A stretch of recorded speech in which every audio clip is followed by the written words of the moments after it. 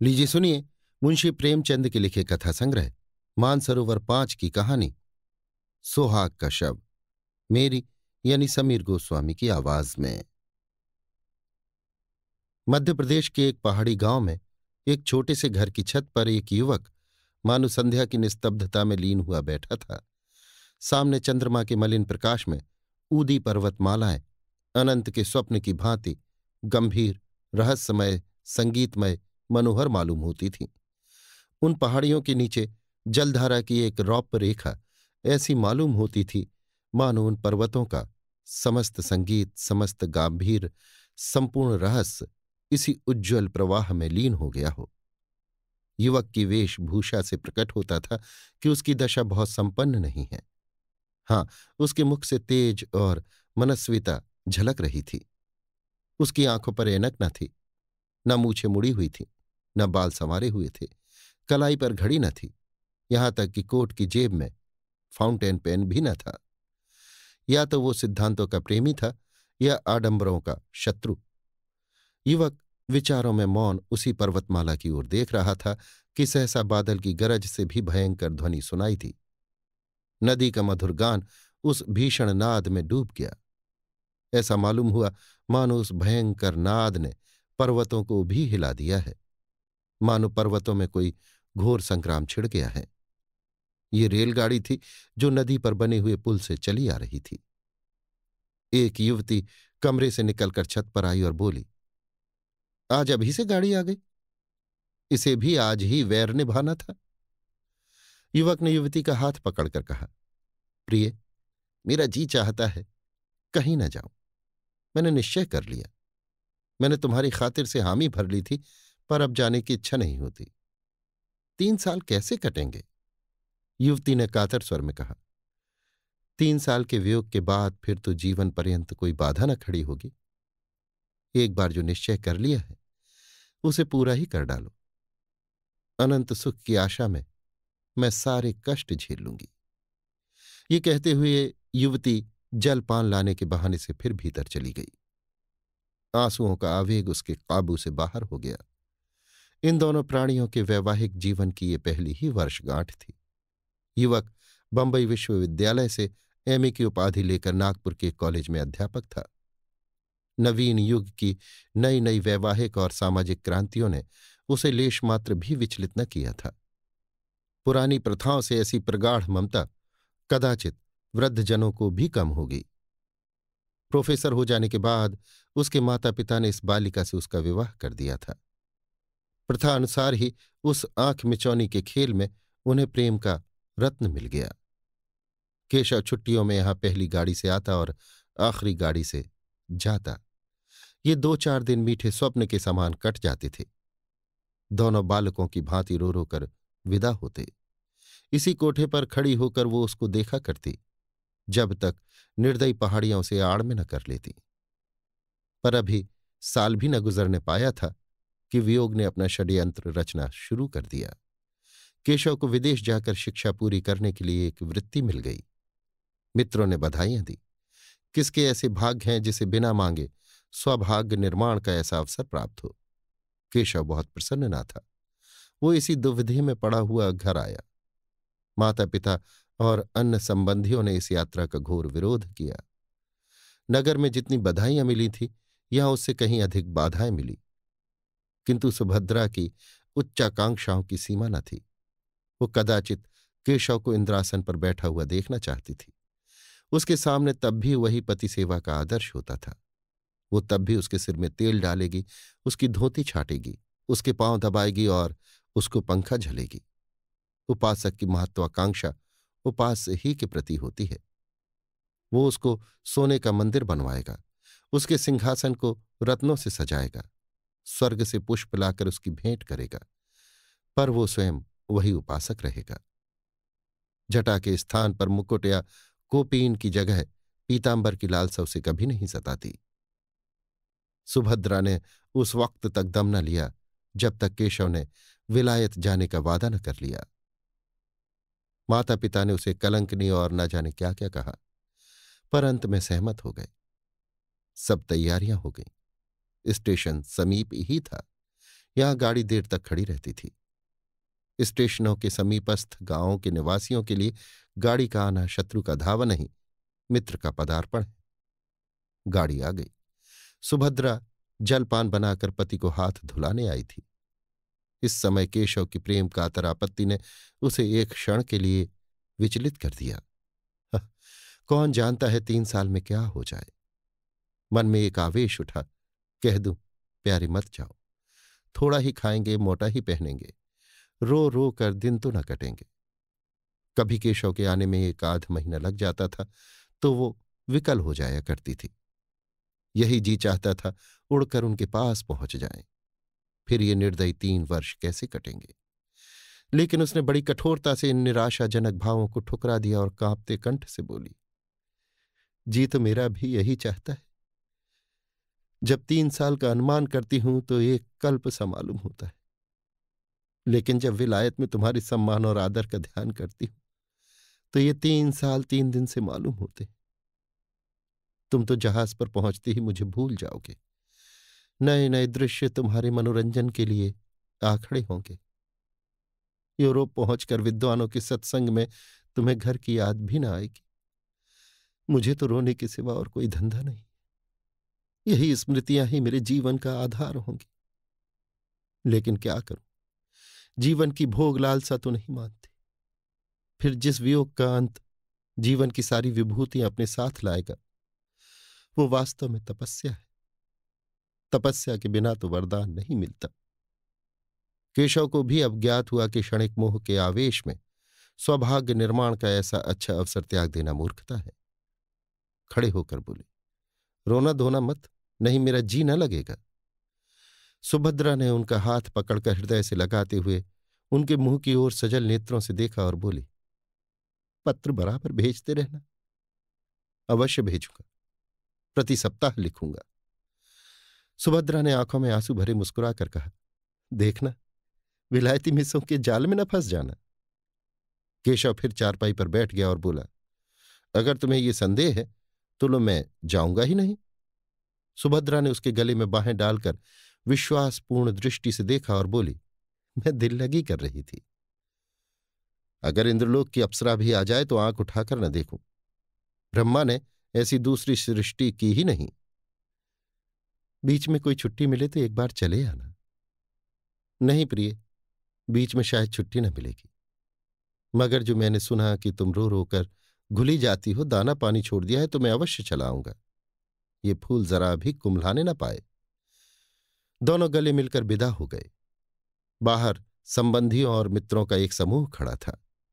केशव ने बड़ों के चरण छुए, छोटों को गले लगाया और स्टेशन की ओर चले।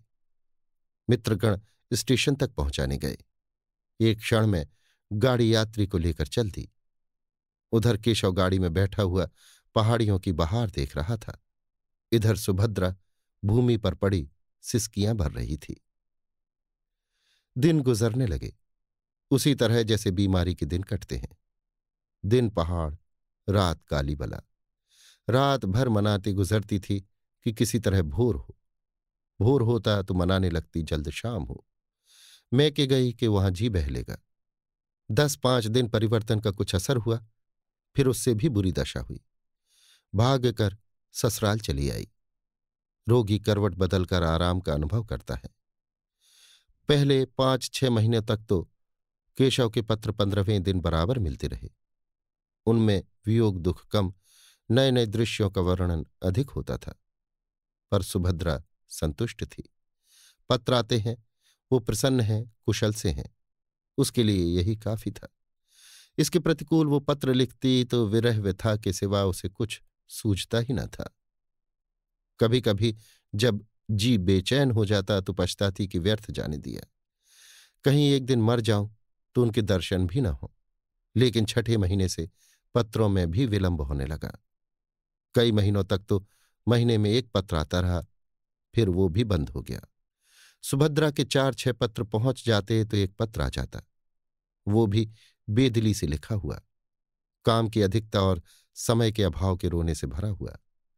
एक वाक्य भी ऐसा नहीं जिससे हृदय को शांति हो, जो टपकते हुए दिल पर मरहम रखे। हाँ, आदि से अंत तक प्रिय शब्द का नाम नहीं। सुभद्रा अधीर हो उठी। उसने यूरोप यात्रा का निश्चय कर लिया। वो सारे कष्ट सह लेगी, सिर पर जो कुछ पड़ेगी सह लेगी। केशव को आंखों से देखती तो रहेगी। वो इस बात को उनसे गुप्त रखेगी, उनकी कठिनाइयों को और न बढ़ाएगी, उनसे बोलेगी भी नहीं, केवल उन्हें कभी कभी आंख भर कर देख लेगी। यही उसकी शांति के लिए काफी होगा। उसे क्या मालूम था कि उसका केशव अब उसका नहीं रहा। वो अब एक दूसरी ही कामनी के प्रेम का भिखारी है। सुभद्रा कई दिनों तक इस प्रस्ताव को मन में रखे हुए सेती रही। उसे किसी प्रकार की शंका न होती थी। समाचार पत्रों के पढ़ते रहने से उसे समुद्री यात्रा का हाल मालूम होता रहता था। एक दिन उसने अपने सास ससुर के सामने अपना निश्चय प्रकट किया। उन लोगों ने बहुत समझाया, रोकने की बहुत चेष्टा की, लेकिन सुभद्रा ने अपना हठ न छोड़ा। आखिर जब लोगों ने देखा कि ये किसी तरह नहीं मानती, तो राजी हो गए। मैके वाले भी समझाकर हार गए। कुछ रुपए उसने स्वयं जमा कर रखे थे, कुछ ससुराल में मिले। माँ बाप ने भी मदद की। रास्ते के खर्च की चिंता न रही। इंग्लैंड पहुंचकर वो क्या करेगी, इसका अभी उसने कुछ निश्चय न किया। इतना जानती थी कि परिश्रम करने वाले को रोटियों की कहीं कमी नहीं रहती। विदा होते समय सास और ससुर दोनों स्टेशन तक आए। जब गाड़ी ने सीटी दी तो सुभद्रा ने हाथ जोड़कर कहा, मेरे जाने का समाचार वहां न लिखिएगा, नहीं तो उन्हें चिंता होगी और पढ़ने में उनका जी न लगेगा। ससुर ने आश्वासन दिया। गाड़ी चल दी। लंदन के उस हिस्से में जहां इस समृद्धि के समय में भी दरिद्रता का राज्य है, ऊपर के एक छोटे से कमरे में सुभद्रा एक कुर्सी पर बैठी है। उसे यहां आए आज 1 महीना हो गया है। यात्रा के पहले उसके मन में जितनी शंकाएं थीं, सभी शांत होती जा रही हैं। बंबई बंदर में जहाज पर जगह पाने का प्रश्न बड़ी आसानी से हल हो गया। वो अकेली औरत न थी जो यूरोप जा रही हो। 5-6 स्त्रियां और भी उसी जहाज से जा रही थीं। सुभद्रा को न जगह मिलने में कोई कठिनाई हुई, न मार्ग में। यहां पहुंचकर और स्त्रियों से उसका संग छूट गया। कोई किसी विद्यालय में चली गई, 2-3 अपने पतियों के पास चली गई, जो यहां पहले से आ गए थे। सुभद्रा ने इस मोहल्ले में एक कमरा ले लिया। जीविका का प्रश्न भी उसके लिए बहुत कठिन न रहा। जिन महिलाओं के साथ वो आई थी, उनमें से कई उच्च अधिकारियों की पत्नियां थीं। कई अच्छे अच्छे अंग्रेज घरानों से उनका परिचय था। सुभद्रा को 2 महिलाओं को भारतीय संगीत और हिंदी भाषा सिखाने का काम मिल गया। शेष समय में वो कई भारतीय महिलाओं के कपड़े सीने का काम कर लेती है। केशव का निवास स्थान यहां से निकट है, इसीलिए सुभद्रा ने इस मोहल्ले को पसंद किया है। कल केशव उसे दिखाई दिया था। ओह, उन्हें बस से उतरते देखकर उसका चित्त कितना आतुर हो उठा था। बस यही मन में आता था कि दौड़कर उनके गले से लिपट जाए और पूछे, क्यों जी, तुम यहां आते ही बदल गए? याद है तुमने चलते समय क्या क्या वादे किए थे? उसने बड़ी मुश्किल से अपने को रोका था। तब से इस वक्त तक उसे मानो नशा सा छाया हुआ है। वो उनके इतने समीप है, चाहे तो रोज उन्हें देख सकती है, उनकी बातें सुन सकती है, हाँ, उन्हें स्पर्श तक कर सकती है। अब वो उससे भागकर कहाँ जाएंगे? उनके पत्रों की अब उसे क्या चिंता है? कुछ दिनों के बाद संभव है वो उनके होटल के नौकरों से जो चाहे पूछ सकती है। संध्या हो गई थी। धुएं में बिजली की लालटेनें रोंधी आंखों की भांति ज्योतिहीन सी हो रही थी। गली में स्त्री पुरुष सैर करने चले जा रहे थे। सुभद्रा सोचने लगी, इन लोगों को आमोद से कितना प्रेम है। मानो किसी को चिंता ही नहीं, मानो सभी संपन्न हैं।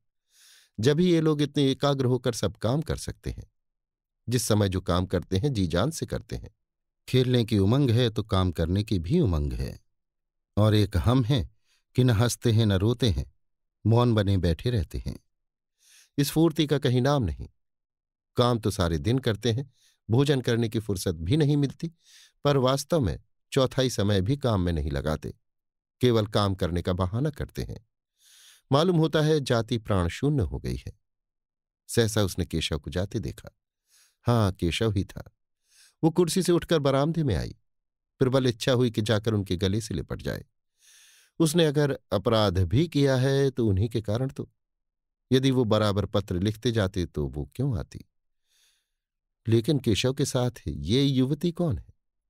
अरे, केशव उसका हाथ पकड़े हुए है। दोनों मुस्कुरा मुस्कुरा कर बातें करते चले जाते हैं। ये युवती कौन है? सुभद्रा ने ध्यान से देखा।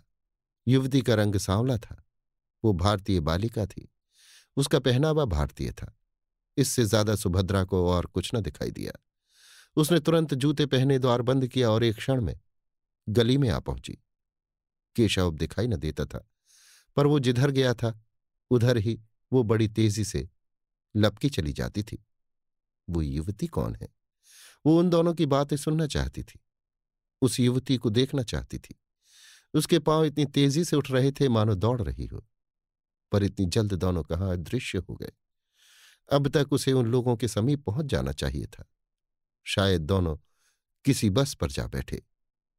अब वो गली समाप्त करके एक चौड़ी सड़क पर आ पहुंची थी। दोनों तरफ बड़ी बड़ी जगमगाती हुई दुकानें थीं, जिनमें संसार की विभूतियां गर्व से फूली बैठी थीं। कदम कदम पर होटल और रेस्तरां थे। सुभद्रा दोनों ओर सचेष्ट नेत्रों से ताकती, पग पग पर भ्रांति के कारण मचलती कितनी दूर निकल गई, कुछ खबर नहीं। फिर उसने सोचा, यो कहाँ तक चली जाऊंगी, कौन जाने किधर गए। चलकर फिर अपने बरामदे से देखूं। आखिर इधर से गए हैं तो इधर ही से लौटेंगे भी। ये ख्याल आते ही वो घूम पड़ी और उसी तरह दौड़ती हुई अपने स्थान की ओर चली। जब वहां पहुंची तो 12 बज गए थे और इतनी देर उसे चलते ही गुजरा। एक क्षण भी उसने कहीं विश्राम नहीं किया। ऊपर पहुंची तो गृहस्वामी ने कहा, तुम्हारे लिए बड़ी देर से भोजन रखा हुआ है।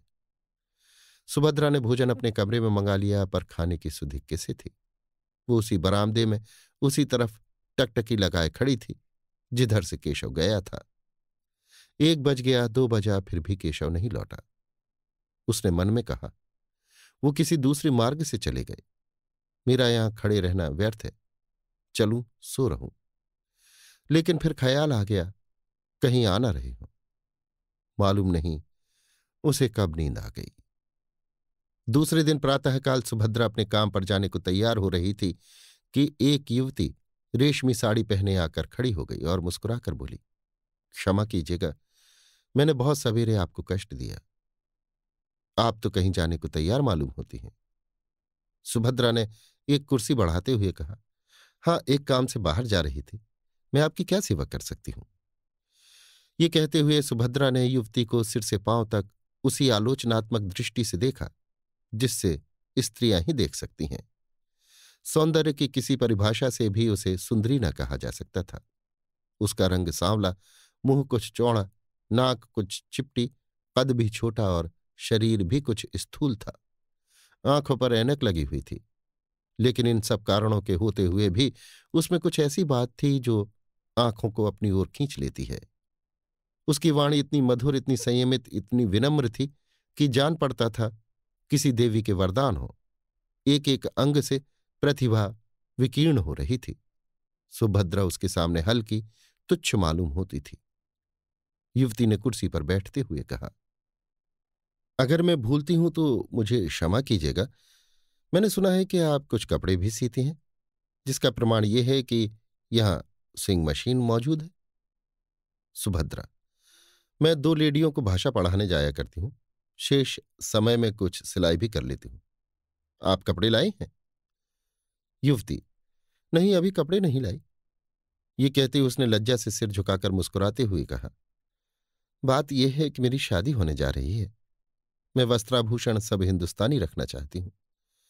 विवाह भी वैदिक रीति से ही होगा। ऐसे कपड़े यहां आप ही तैयार कर सकती हैं। सुभद्रा ने हंसकर कहा, मैं ऐसे अवसर पर आपके जोड़े तैयार करके अपने को धन्य समझूंगी। वो शुभ तिथि कब है? युवती ने सकचाते हुए कहा, वो तो कहते हैं इसी सप्ताह में हो जाए, पर मैं उन्हें टालती आती हूं। मैंने तो चाहा था कि भारत लौटने पर विवाह होता, पर वो इतने उतावले हो रहे हैं कि कुछ कहते नहीं बनता। अभी तो मैंने यही कहकर टाला कि मेरे कपड़े सिल रहे हैं। सुभद्रा, तो मैं आपके जोड़े बहुत जल्द दे दूंगी। युवती ने हंसकर कहा, मैं तो चाहती थी कि आप महीना लगा देती। सुभद्रा, वाह, मैं इस शुभ कार्य में क्यों विघ्न डालने लगी। मैं इसी सप्ताह में आपके कपड़े दे दूंगी और उनसे इसका पुरस्कार लूंगी। युवती खिलखिलाकर हंसी। कमरे में प्रकाश की लहरें सी उठ गईं। बोली, इसके लिए तो पुरस्कार वो देंगे, बड़ी खुशी से देंगे और तुम्हारे कृतज्ञ होंगे। मैंने तो प्रतिज्ञा की थी कि विवाह के बंधन में पड़ूंगी ही नहीं, पर उन्होंने मेरी प्रतिज्ञा तोड़ दी। अब मुझे मालूम हो रहा है कि प्रेम की बेड़ियां कितनी आनंदमयी होती हैं। तुम तो अभी हाल ही में आई हो, तुम्हारे पति भी साथ होंगे। सुभद्रा ने बहाना किया। बोली, वो इस समय जर्मनी में है। संगीत से उन्हें बहुत प्रेम है। संगीत ही का अध्ययन करने के लिए वहां गए हैं। तुम भी संगीत जानती हो? बहुत थोड़ा। केशव को संगीत से बड़ा प्रेम है। केशव का नाम सुनकर सुभद्रा को ऐसा मालूम हुआ जैसे बिच्छू ने काट लिया हो। वो चौंक पड़ी। युवती ने पूछा, आप चौंक कैसे गई? क्या केशव को जानती हो? सुभद्रा ने बात बनाकर कहा, नहीं, मैंने ये नाम कभी नहीं सुना। वो यहां क्या करते हैं? सुभद्रा को ख्याल आया, क्या केशव किसी दूसरे आदमी का नाम नहीं हो सकता? इसलिए उसने ये प्रश्न किया। उसी जवाब पर उसकी जिंदगी का फैसला था। युवती ने कहा, वो यहां विद्यालय में पढ़ते हैं। भारत सरकार ने उन्हें भेजा है। अभी साल भर भी तो आए नहीं हुए। तुम देखकर प्रसन्न होगी। तेज और बुद्धि की मूर्ति समझ लो। यहाँ के अच्छे अच्छे प्रोफेसर उनका आदर करते हैं। ऐसा सुंदर भाषण तो मैंने और किसी के मुंह से सुना ही नहीं। उनका जीवन आदर्श है। मुझसे उन्हें क्यों प्रेम हो गया, मुझे इसका आश्चर्य है। मुझ में न रूप है न लावण्य। ये मेरा सौभाग्य है। तो मैं शाम को कपड़े लेकर आऊंगी। सुभद्रा ने मन में उठते आवेश के वेग को संभाल कर कहा, अच्छी बात है। जब युवती चली गई तो सुभद्रा फूट फूट कर रोने लगी। ऐसा जान पड़ता था मानो देह में रक्त ही नहीं, मानो प्राण निकल गए हैं।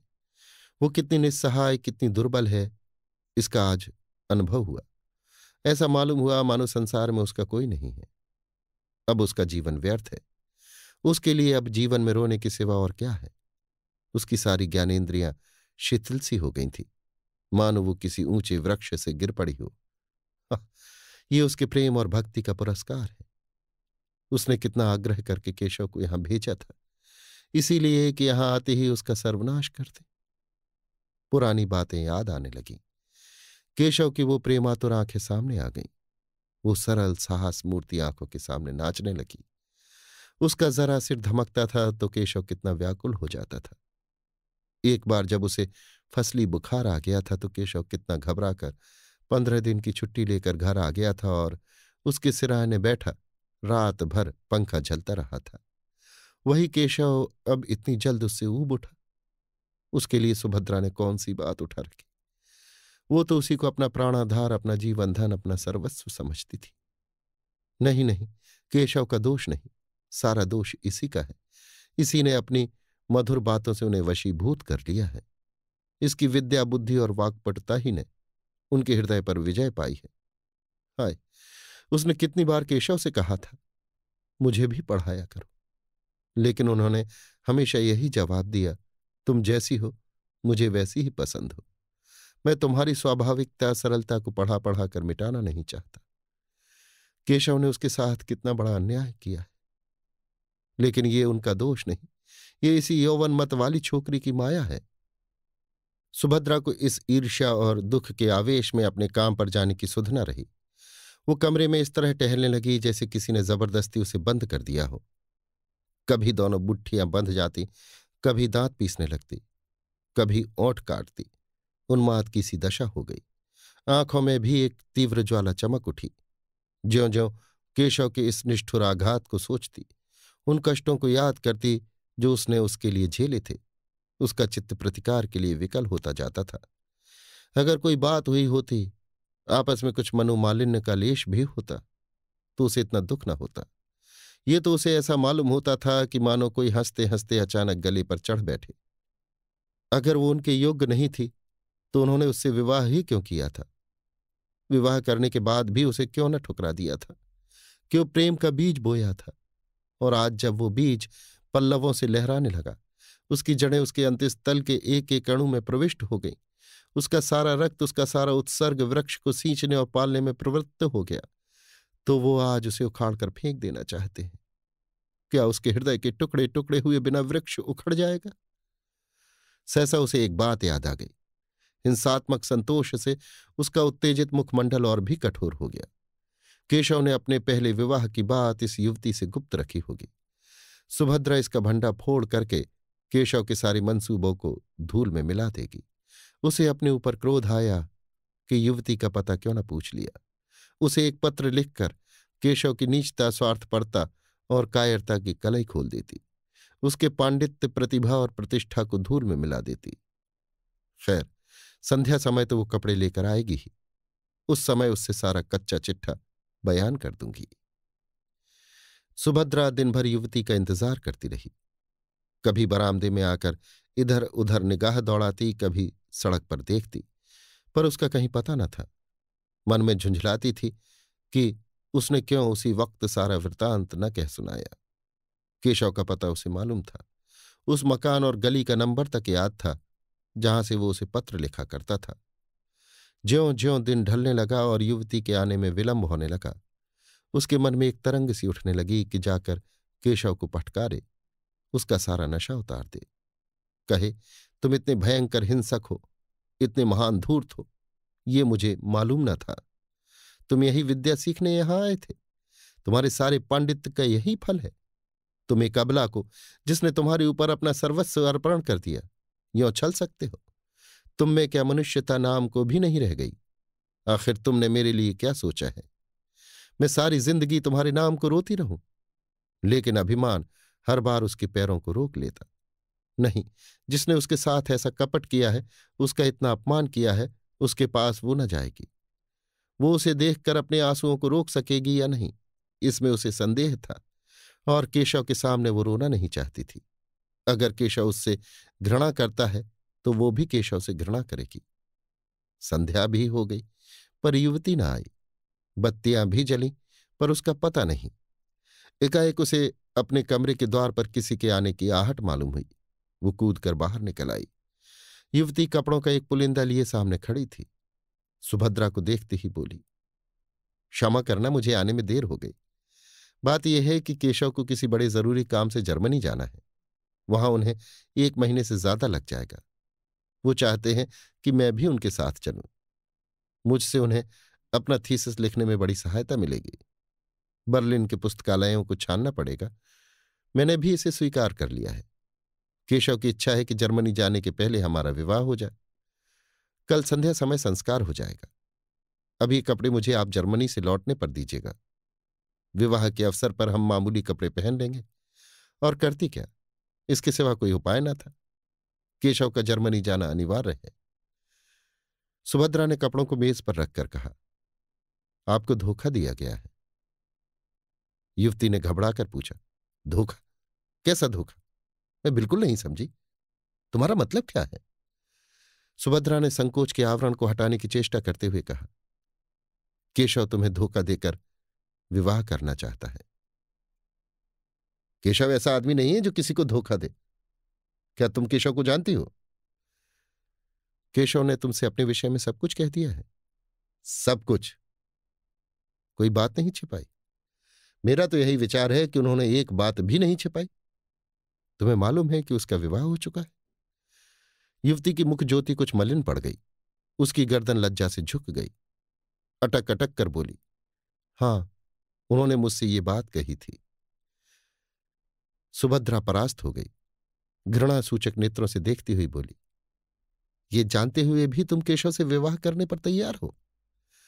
युवती ने अभिमान से देखकर कहा, तुमने केशव को देखा है? नहीं, मैंने उन्हें कभी नहीं देखा। फिर तुम उन्हें कैसे जानती हो? मेरे एक मित्र ने मुझसे ये बात कही है। वो केशव को जानता है।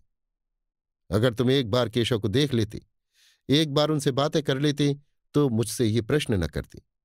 एक नहीं, अगर उन्होंने 100 विवाह किए होते तो भी मैं इनकार न करती।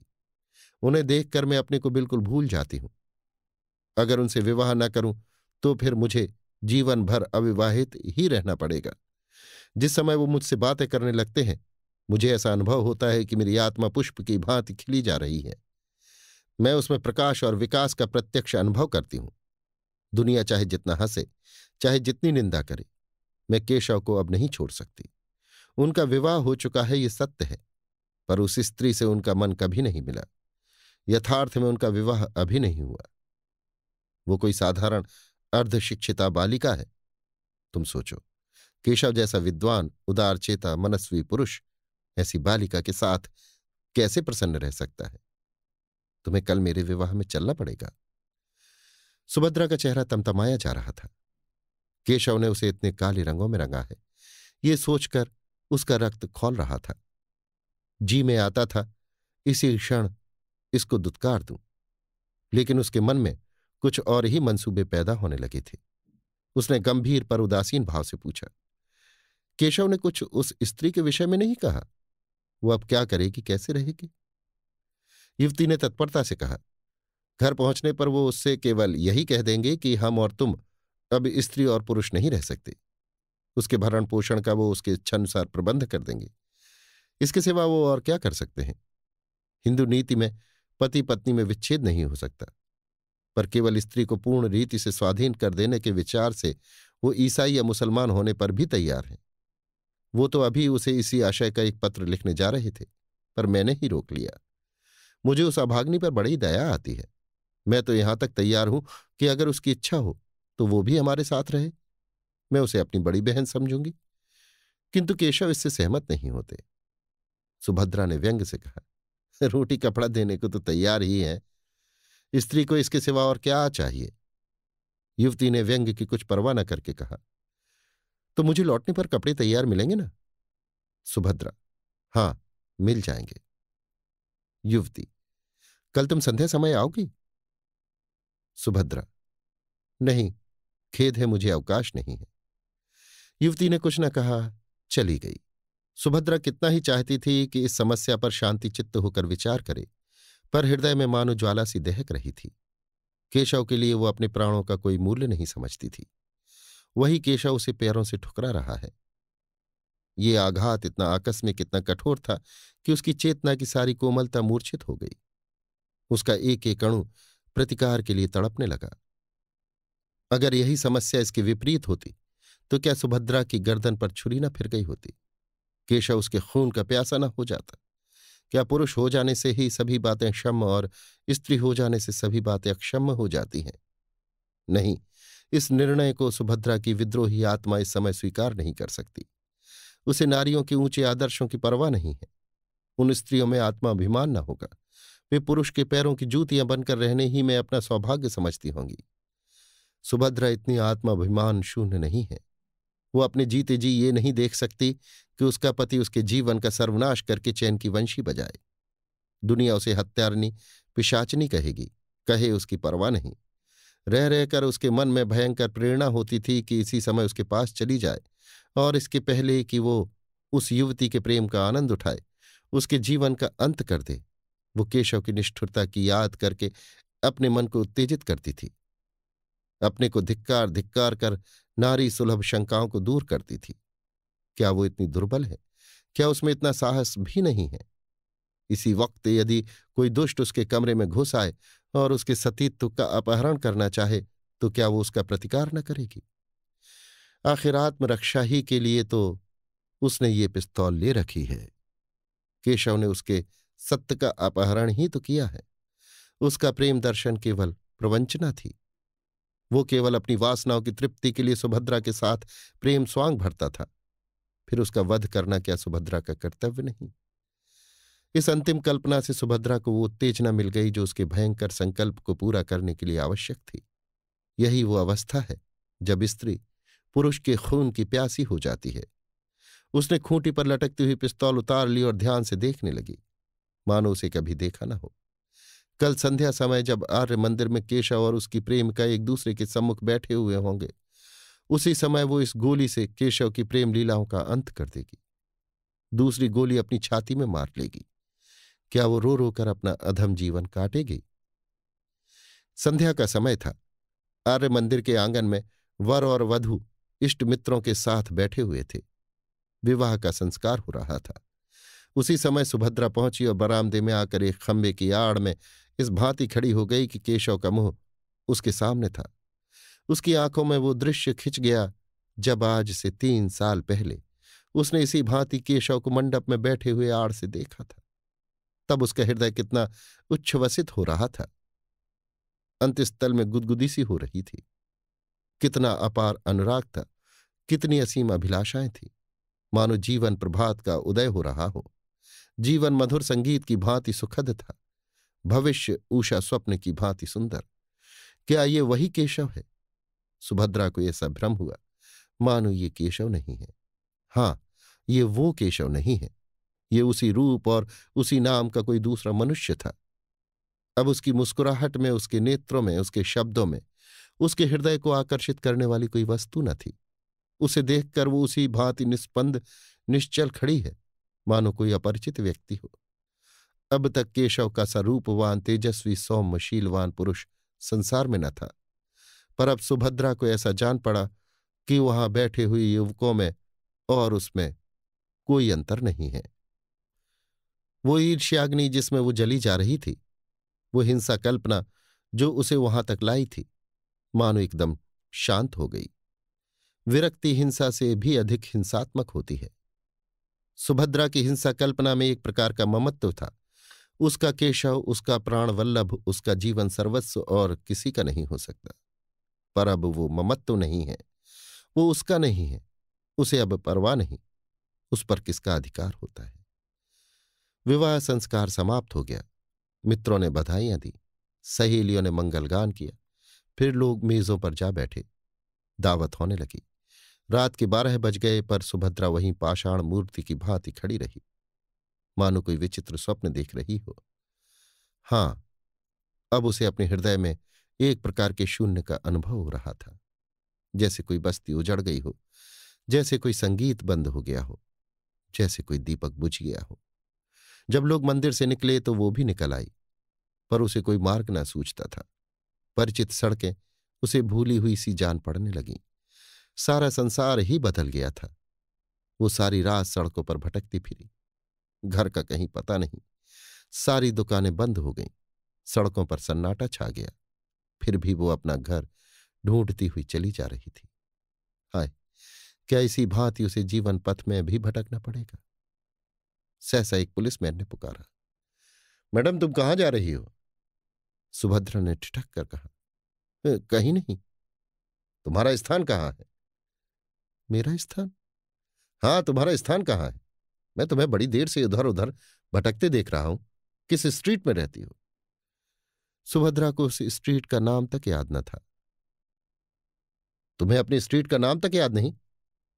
भूल गई, याद नहीं आता। सहसा उसकी दृष्टि सामने के एक साइन बोर्ड की तरफ उठी।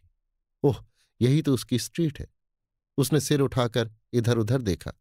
सामने ही उसका डेरा था और इसी गली में, अपने ही घर के सामने, न जाने कितनी देर से वो चक्कर लगा रही थी। अभी प्रातःकाल ही था कि युवती सुभद्रा के कमरे में पहुंची। वो उसके कपड़े सी रही थी। उसका सारा तन मन कपड़ों में लगा हुआ था। कोई युवती इतनी एकाग्रचित्त होकर अपना श्रृंगार भी न करती होगी। न जाने उससे कौन सा पुरस्कार लेना चाहती थी। उसी युवती के आने की खबर भी न हुई। युवती ने पूछा, तुम कल मंदिर में नहीं आई? सुभद्रा ने सिर उठाकर देखा तो ऐसा जान पड़ा मानो किसी कवि की कोमल कल्पना मूर्तिमती हो गई है। उसकी रूप छवि अनिंद्य थी। प्रेम की विभूति रोम रोम से प्रदर्शित हो रही थी। सुभद्रा दौड़कर उसके गले से लिपट गई, जैसे उसकी छोटी बहन आ गई हो, और बोली, हाँ गई तो थी। मैंने तुम्हें नहीं देखा। हाँ, मैं अलग थी। केशव को देखा? हाँ देखा। धीरे से क्यों बोली? मैंने कुछ झूठ कहा था? सुभद्रा ने सहृदयता से मुस्कुराकर कहा, मैंने तुम्हारी आंखों से नहीं, अपनी आंखों से देखा। मुझे तो वो तुम्हारी योग्य नहीं जचे। तुम्हें ठग लिया।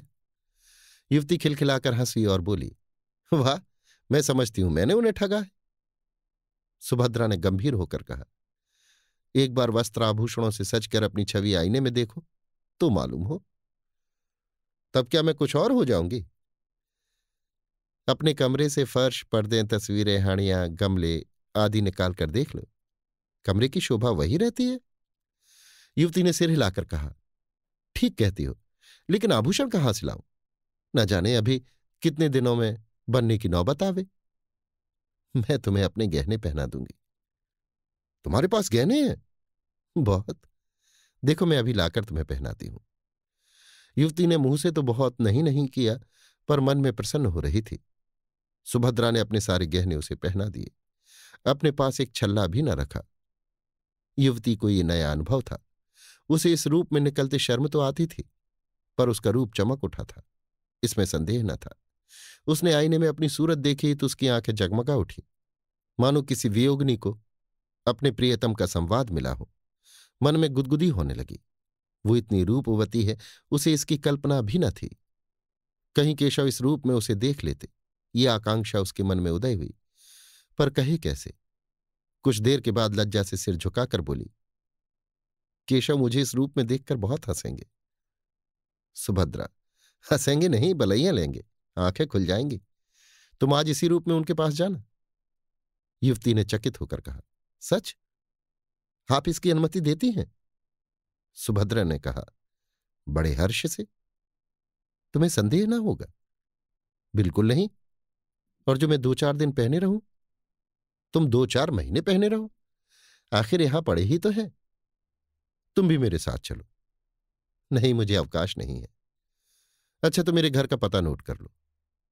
हाँ, लिख दो, शायद कभी आऊं। एक क्षण में युवती यहां से चली गई। सुभद्रा अपनी खिड़की पर उसे इस भांति प्रसन्न मुख खड़ी देख रही थी, मानो उसकी छोटी बहन हो। ईर्ष्या या द्वेष का लेश भी उसके मन में न था। मुश्किल से 1 घंटा गुजरा होगा कि युवती लौटकर बोली, सुभद्रा, क्षमा करना, मैं तुम्हारा समय बहुत खराब कर रही हूं। केशव बाहर खड़े हैं, बुला लो। केवल एक क्षण के लिए सुभद्रा कुछ घबरा गई। उसने जल्दी से उठकर मेज पर पड़ी हुई चीजें इधर उधर हटा दी, कपड़े करीने से रख दिए, अपने उलझे हुए बाल संभाल लिए, फिर उदासीन भाव से मुस्कुराकर बोली, उन्हें तुमने क्यों कष्ट दिया? जाओ, बुला लो। 1 मिनट में केशव ने कमरे में कदम रखा और चौंक कर पीछे हट गए, मानो पांव जल गया हो। मुंह से एक चीख निकल गई। सुभद्रा गंभीर, शांत, निश्चल अपनी जगह पर खड़ी रही। फिर हाथ बढ़ाकर बोली, मानो किसी अपरिचित व्यक्ति से बोल रही हो, आइए मिस्टर केशव, मैं आपको ऐसी सुशीला, ऐसी सुंदरी, ऐसी विदुषी रमणी पाने पर बधाई देती हूं। केशव के मुंह से हवाइयां उड़ रही थीं। वो पथ भ्रष्ट सा बना खड़ा था। लज्जा और ग्लानि से उसके चेहरे का एक रंग आता था, एक रंग जाता था। ये बात एक दिन होने वाली थी अवश्य, पर इस तरह अचानक उसकी सुभद्रा से भेंट हो गई, इसका उसे स्वप्न में भी गुमान न था। सुभद्रा से वो ये बात कैसे कहेगा, इसको उसने खूब सोच लिया था। उसके आक्षेपों का उत्तर सोच लिया था, पत्र के शब्द तक मन में अंकित कर लिए थे। ये सारी तैयारियां धरी रह गईं और सुभद्रा से साक्षात हो गया। सुभद्रा उसे देखकर जरा भी नहीं चौंकी। उसके मुख पर आश्चर्य, घबराहट या दुख का एक भी चिन्ह नहीं दिखाई दिया। उसने उसी भांति उससे बात की मानो वो कोई अजनबी हो। यहां कब आई, कैसे आई, क्यों आई, कैसे गुजर करती है, ये और इसी तरह के असंख्य प्रश्न पूछने के लिए केशव का चित्त चंचल हो उठा। उसने सोचा था सुभद्रा उसे धिक्कारेगी, विष खाने की धमकी देगी, निष्ठुर, निर्दयी और ना जाने क्या क्या कहेगी। इन सब आपदाओं के लिए वो तैयार था, पर इस आकस्मिक मिलन, इस गर्वयुक्त उपेक्षा के लिए वो तैयार न था। वो प्रेम व्रत धारणी सुभद्रा इतनी कठोर, इतनी हृदय शून्य हो गई है। अवश्य ही इसे सारी बातें पहले ही मालूम हो चुकी हैं। सबसे तीव्र आघात ये था कि इसने सारे आभूषण इतनी उदारता से दे डाले और कौन जाने वापस भी न लेना चाहती हो। वो परास्त और अप्रतिभ सा होकर एक कुर्सी पर बैठ गया। उत्तर में एक शब्द भी उसके मुख से न निकला। युवती ने कृतज्ञता का भाव प्रकट करके कहा, इनके पति इस समय जर्मनी में हैं। केशव ने आंखें फाड़कर देखा, पर कुछ बोल न सका। युवती ने फिर कहा, बेचारी संगीत के पाठ पढ़ाकर और कुछ कपड़े सीकर अपना निर्वाह करती है। वो महाशय यहां आ जाते तो उन्हें उनके सौभाग्य पर बधाई देती। केशव इस पर भी कुछ न बोल सका, पर सुभद्रा ने मुस्कुराकर कहा, वो मुझसे रूठे हुए हैं, बधाई पाकर और भी झल्लाते। युवती ने आश्चर्य से कहा, तुम उन्हीं के प्रेम से यहां आई, अपना घरवार छोड़ा, यहां मेहनत मजदूरी करके निर्वाह कर रही हो, फिर भी वो तुमसे रूठे हुए हैं? आश्चर्य। सुभद्रा ने उसी भांति प्रसन्न मुख से कहा, पुरुष प्रकृति ही आश्चर्य का विषय है, चाहे मिस्टर केशव इसे स्वीकार न करें।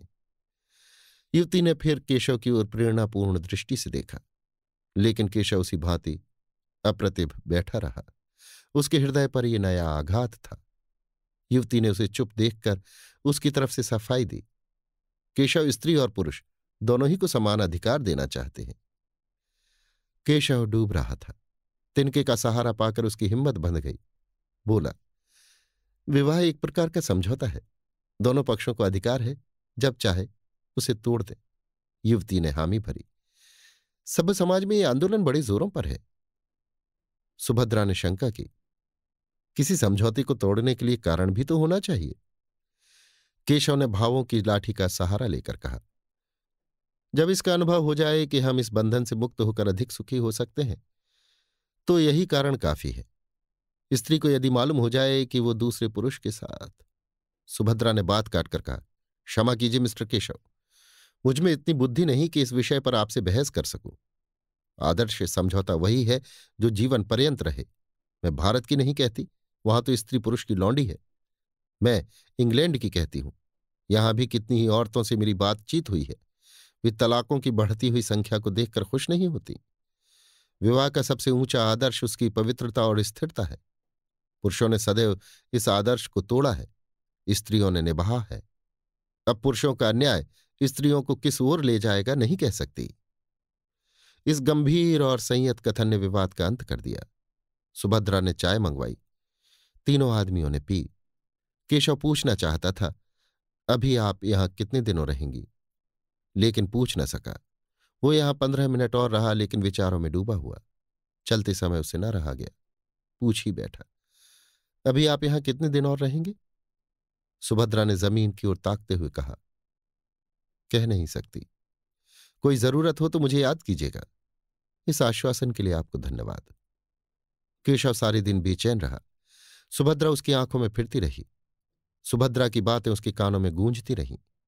अब उसे इसमें कोई संदेह न था कि उसी के प्रेम में सुभद्रा यहां आई थी। सारी परिस्थिति उसकी समझ में आ गई। उस भीषण त्याग का अनुमान करके उसके रोए खड़े हो गए। यहां सुभद्रा ने क्या क्या कष्ट झेले होंगे, कैसी कैसी यातनाएं सही होंगी, सब उसी के कारण। वो उस पर भार न बनना चाहती थी, इसीलिए तो उसने अपने आने की सूचना तक उसे न दी। अगर उसे पहले से मालूम होता कि सुभद्रा यहां आ गई है, तो कदाचित उसे उस युवती की ओर इतना आकर्षण ही न होता। चौकीदार के सामने चोर को घर में घुसने का साहस नहीं होता। सुभद्रा को देखकर उसकी कर्तव्य चेतना जागृत हो गई। उसके पैरों पर गिरकर उससे क्षमा मांगने के लिए उसका मन अधीर हो उठा। वो उसके मुंह से सारा वृतांत सुनेगा, ये मौन उपेक्षा उसके लिए असह्य थी। दिन तो केशव ने किसी तरह काटा, लेकिन ज्यों ही रात को 10 बजे वो सुभद्रा से मिलने चला। युवती ने पूछा, कहाँ जाते हो? केशव ने बूट का लेस बांधते हुए कहा, जरा एक प्रोफेसर से मिलना है, इस वक्त आने का वादा कर चुका हूं। जल्द आना। बहुत जल्द आऊंगा। केशव घर से निकला तो उसके मन में कितनी ही विचार तरंगें उठने लगी। कहीं सुभद्रा मिलने से इनकार कर दे तो? नहीं, ऐसा नहीं हो सकता। वो इतनी अनुदार नहीं है। हाँ, ये हो सकता है कि वो अपने विषय में कुछ न कहे। उसे शांत करने के लिए उसने एक व्यथा की कल्पना कर डाली। ऐसा बीमार था कि बचने की आशा न थी। उर्मिला ने ऐसी तन्मय होकर उसकी सेवा शुश्रूषा की कि उससे प्रेम हो गया। व्यथा का सुभद्रा पर जो असर पड़ेगा, इसके विषय में केशव को कोई संदेह न था। परिस्थिति का बोध होने पर वो उसे क्षमा कर देगी, लेकिन इसका फल क्या होगा? क्या वो दोनों के साथ एक सा प्रेम कर सकता है? सुभद्रा को देख लेने के बाद उर्मिला को शायद उसके साथ रहने में आपत्ति न हो। आपत्ति हो ही कैसे सकती है? उससे ये बात छिपी नहीं है। हाँ, ये देखना है कि सुभद्रा भी इसे स्वीकार करती है या नहीं। उसने जिस उपेक्षा का परिचय दिया है, उसे देखते हुए तो उसके मानने में संदेह ही जान पड़ता है। मगर वो उसे मनावेगा, उसकी विनती करेगा, उसके पैरों पड़ेगा और अंत में उसे मनाकर ही छोड़ेगा। सुभद्रा के प्रेम और अनुराग का नया प्रमाण पाकर वो मानो एक कठोर निद्रा से जाग उठा था। उसे अब अनुभव हो रहा था कि सुभद्रा के लिए उसके हृदय में जो स्थान था वो खाली पड़ा हुआ है। उर्मिला उस स्थान पर अपना आधिपत्य नहीं जमा सकती। अब उसे ज्ञान हुआ कि उर्मिला के प्रति उसका प्रेम केवल वो तृष्णा थी जो स्वाद युक्त पदार्थों को देखकर ही उत्पन्न होती है। वो सच्ची शुद्धाना थी। अब फिर उसे सरल सामान्य भोजन की इच्छा हो रही थी। विलासिनी उर्मिला कभी इतना त्याग कर सकती है, इसमें उसे संदेह था। सुभद्रा के घर के निकट पहुंचकर केशव का मन कुछ कातर होने लगा, लेकिन उसने जी कड़ा करके जीने पर कदम रखा और एक क्षण में सुभद्रा के द्वार पर पहुंचा। लेकिन कमरे का द्वार बंद था, अंदर भी प्रकाश न था। अवश्य ही वो कहीं गई है, आती ही होगी। तब तक उसने बरामदे में टहलने का निश्चय किया। सहसा मालकिन आती हुई दिखाई दी। केशव ने बढ़कर पूछा, आप बता सकती हैं कि ये महिला कहाँ गई है? मालकिन ने उसे सिर से पांव तक देखकर कहा, वो आज यहां से चली गई। केशव ने हकबकाकर पूछा, चली गई? कहाँ चली गई? ये तो मुझसे नहीं बताया। कब गई? वो तो दोपहर को ही चली गई। अपना असबाब लेकर गई? असबाब किसके लिए छोड़ जाती? हाँ, एक छोटा सा पैकेट अपनी एक सहेली के लिए छोड़ गई हैं। उस पर मिसेस केशव लिखा हुआ है। मुझसे कहा था कि यदि वो आ जाए तो उन्हें दे देना, नहीं डाक से भेज देना। केशव को अपना हृदय इस तरह बैठता हुआ मालूम हुआ जैसे सूर्य का अस्त होता है। एक गहरी सांस लेकर बोला, आप मुझे वो पैकेट दिखा सकते हैं? केशव मेरा ही नाम है। मालकिन ने मुस्कुराकर कहा, मिसेस केशव को कोई आपत्ति तो ना होगी? तो फिर मैं उन्हें बुला लाऊं? हाँ, उचित तो यही है। बहुत दूर जाना पड़ेगा। केशव कुछ ठिठकता हुआ जीने की ओर चला तो मालकिन ने फिर कहा, मैं समझती हूं आप इसे लिए ही जाइए, व्यर्थ आपको क्यों दौड़ाऊं। मगर कल मेरे पास एक रसीद भेज दीजिएगा, शायद उसकी जरूरत पड़े। ये कहते हुए उसने एक छोटा सा पैकेट लाकर केशव को दे दिया। केशव पैकेट लेकर इस तरह भागा मानो कोई चोर भागा जा रहा हो। इस पैकेट में क्या है, ये जानने के लिए उसका हृदय व्याकुल हो रहा था। उसे इतना विलंब असह्य था कि अपने स्थान पर जाकर उसे खोले। समीप ही एक पार्क था। वहां जाकर उसने बिजली के प्रकाश में उस पैकेट को खोल डाला। उस समय उसके हाथ कांप रहे थे और हृदय इतने वेग से धड़क रहा था मानो किसी बंधु की बीमारी के समाचार के बाद तार मिला हो। पैकेट का खुलना था कि केशव की आंखों से आंसुओं की झड़ी लग गई। उसमें एक पीले रंग की साड़ी थी, एक छोटी सी सिंदूर की डिबिया और एक केशव का फोटोचित्र। साथ ही एक लिफाफा भी था। केशव ने उसे खोलकर पढ़ा। उसमें लिखा था, बहन मैं जाती हूं, ये मेरे सुहाग का शव है, इसे टेम्स नदी में विसर्जित कर देना।